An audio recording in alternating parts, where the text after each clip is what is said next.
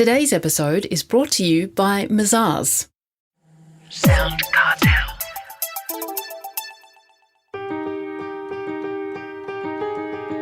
From Sound Cartel, I'm Nicole Goodman, and this is Business Essentials Daily.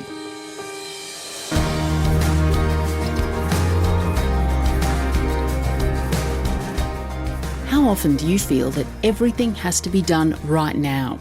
Or now with more people working from home, perhaps you're anxious about any loss in productivity. These hang-ups we have about urgency can be destructive, says productivity expert Dermot Crowley. He addresses the ability to balance and control urgency in his book, aptly titled Urgent. Chris Ashmore asks Dermot why, in the modern world, we're all in such a hurry.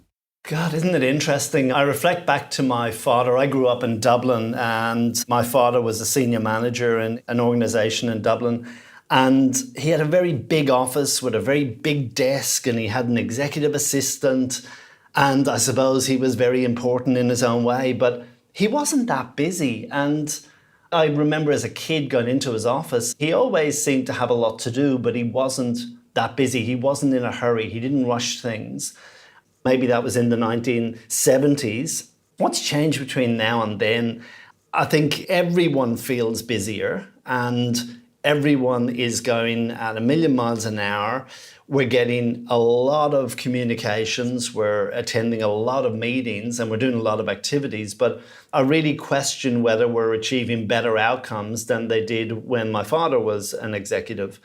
I think that the big change has been technology, and specifically the rise of email in the way we do our work. My father didn't have to deal with email, but we do. And I reckon when people are getting 100 or 200 or 300 emails a day, plus they're expected to be in meetings a lot of the time, it's just building pressure up.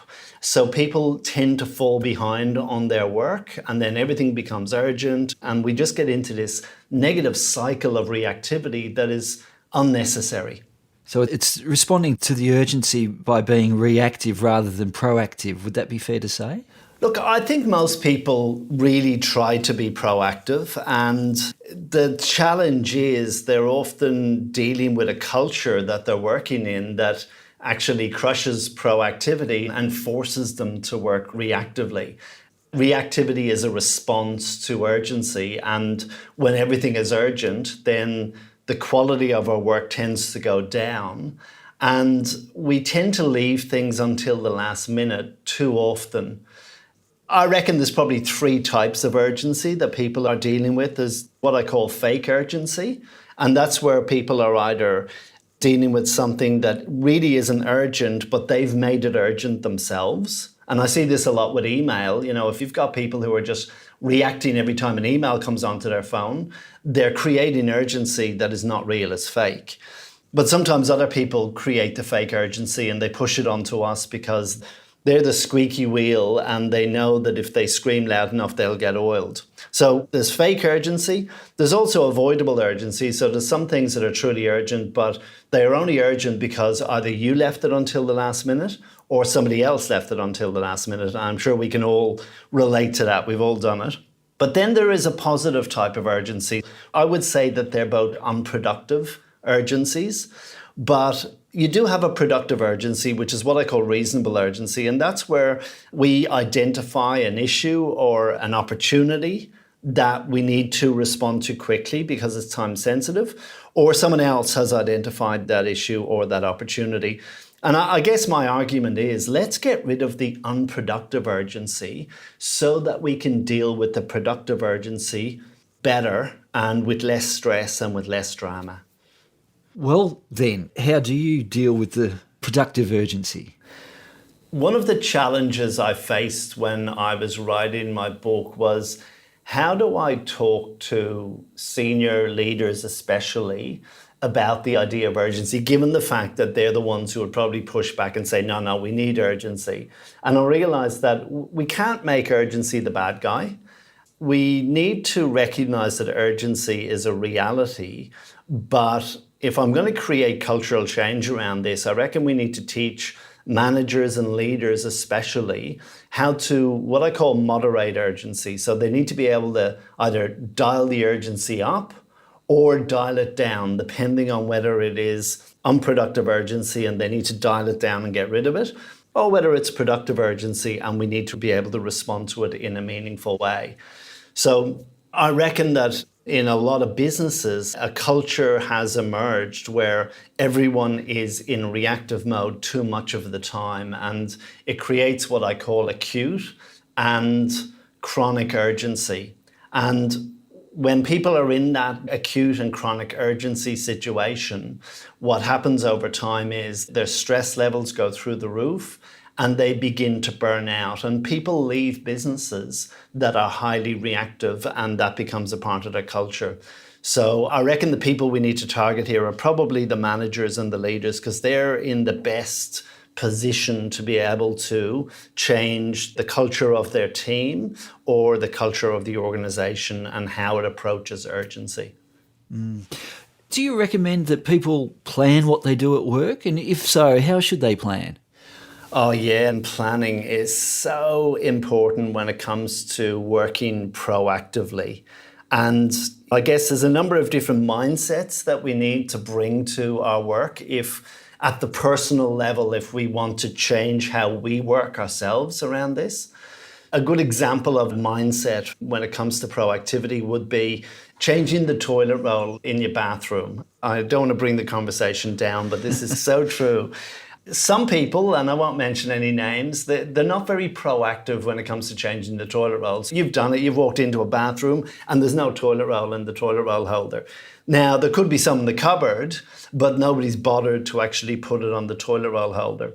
I reckon that's a good example of someone who doesn't have a proactive mindset. I believe that I do have a proactive mindset, so I'll always make sure that if the toilet roll is getting low, I'll replace it or I'll put another one nearby. And if we've only got 5 toilet rolls in the cupboard, I'll make sure that we put it on the shopping list to buy some, so we never run out of toilet rolls in my house. I reckon if you take that example and bring it to work, how many people operate in a way that means that they're not actually thinking about the future. They're not anticipating what's going to be needed by themselves or other people. So the first thing we need to do is to bring a more proactive mindset to our workplaces. But I also think that when it comes to planning, which was your original question, that is an example of a proactive activity that we can do that will dial down the urgency. So I'm often working with teams of people who've got goals and objectives in place and they've got projects that they're working on. So there's lots of planning that happens, but it often happens at the organizational level or potentially at the team level or the project level. But what is missing for most people is planning at the personal level. And that creates a gap between what we're trying to achieve and what we're actually spending our time on a day-to-day basis. So I simply tell people to build a routine around planning, which includes a monthly planning session with yourself, where you stop and you step back and get some perspective and think about what are my big priorities for the month ahead. I reckon there should be a weekly planning session that you have with yourself, which is simply half an hour organizing the week ahead to make sure that you're working on the right priorities and you are ready for all the activities that are going to come up in the week ahead. And I also reckon we need a daily planning process, which is just 10 minutes. But the purpose of that is to get you focused for the day. If you can build those 3 personal planning routines into your schedule, it will really change your work style from reactive to proactive. That was Dermot Crowley, author, speaker and director of Adapt Productivity.